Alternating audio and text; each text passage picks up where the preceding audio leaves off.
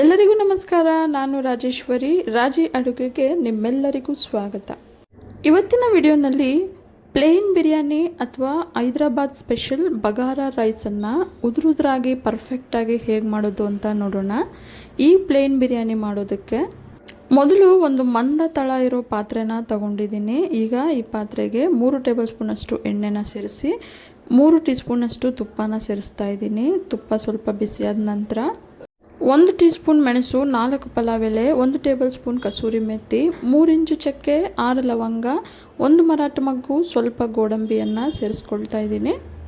ಈಗ ಈ ಸೇರಿಸಿರೋ ಓಲ್ ಸ್ಪೈಸಸ್ಗಳನ್ನೆಲ್ಲ 1 ನಿಮಿಷ ಲೋ ಫ್ಲೇಮಲ್ಲಿ ಫ್ರೈ ಮಾಡ್ಕೊಳ್ಳೋಣ.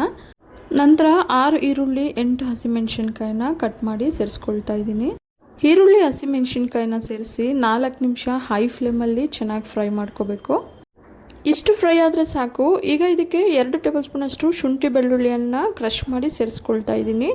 ಈ ರೀತಿ ಫ್ರೆಶ್ ಆಗಿ ಶುಂಠಿ ಬೆಳ್ಳುಳ್ಳಿಯನ್ನು ಕ್ರಷ್ ಮಾಡಿ ಸೇರಿಸ್ಕೊಳ್ಳೋದ್ರಿಂದ ರುಚಿ ತುಂಬ ಚೆನ್ನಾಗಿರುತ್ತೆ. ಈಗ ಶುಂಠಿ ಬೆಳ್ಳುಳ್ಳಿಯಲ್ಲಿರೋ ಹಸಿ ವಾಸನೆ ಹೋಗೋವರೆಗೂ ಫ್ರೈ ಮಾಡಾಗಿದೆ. ಈಗ ಇದಕ್ಕೆ 1 ಕೈ ಹಿಡಿಯಷ್ಟು ಕೊತ್ತಂಬರಿ ಸೊಪ್ಪನ್ನು ಸಣ್ಣಕ್ಕೆ ಹೆಚ್ಚಿ ಸೇರಿಸ್ಕೊಳ್ತಾ ಇದ್ದೀನಿ. ಹಾಗೆ 1 ಕೈ ಹಿಡಿಯಷ್ಟು ಪುದೀನ ಸೊಪ್ಪನ್ನು ಸಣ್ಣಕ್ಕೆ ಹೆಚ್ಚಿ ಸೇರಿಸ್ಕೊಂಡು 2 ನಿಮಿಷ ಫ್ರೈ ಮಾಡಿಕೊಂಡ್ರೆ ಸಾಕು. 4 ಗ್ಲಾಸಷ್ಟು ಸೋನಾ ಮಸೂರಿ ಅಕ್ಕಿಯನ್ನು ಚೆನ್ನಾಗಿ ತೊಳೆದು 20 ನಿಮಿಷ ನೆನೆಸಿಟ್ಟಿದ್ದೆ.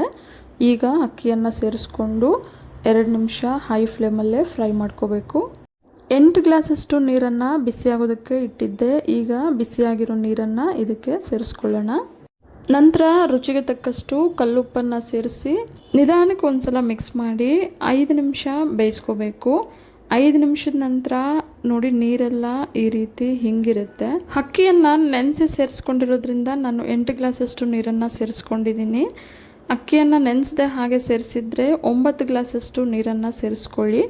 ಪಾತ್ರೆಯಲ್ಲಿ ಮಾಡಬೇಕಾದ್ರೆ ಅಷ್ಟೇ ಈ ಟಿಪ್ಸನ್ನು ಫಾಲೋ ಮಾಡಿ.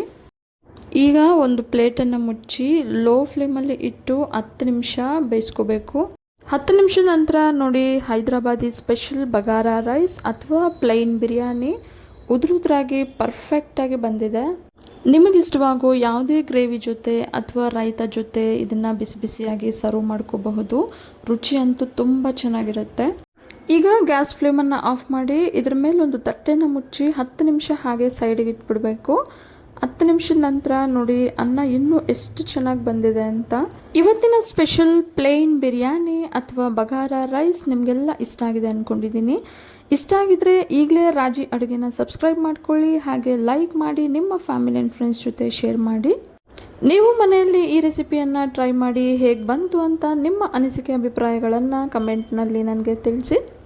ಮತ್ತೊಂದು ಸ್ಪೆಷಲ್ ರೆಸಿಪಿಯೊಂದಿಗೆ ಮುಂದಿನ ವಿಡಿಯೋದಲ್ಲಿ ಸಿಗೋಣ. ಧನ್ಯವಾದಗಳು.